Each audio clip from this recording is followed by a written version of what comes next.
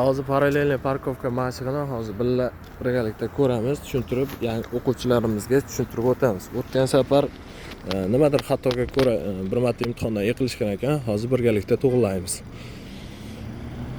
Yana ozgina yurib oling. Bo'ldi. Oling zadniga.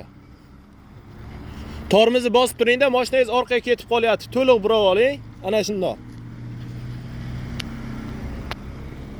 Mana bako o'ng bako o'ynamizdan qaraganimizda shu oq chiziqqa orqa g'ildiragi keladi.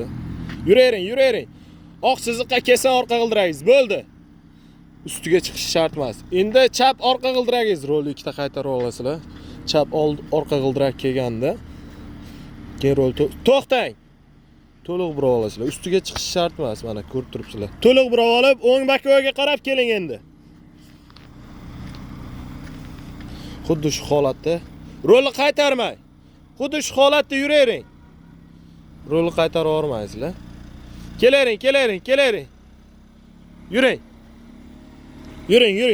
Oldi g'ildiragi ham bosadi. Bo'ldi. Endi shu holatda chiqib ketamiz. Svetoforga e'tibor bering, yashil miltillayapti.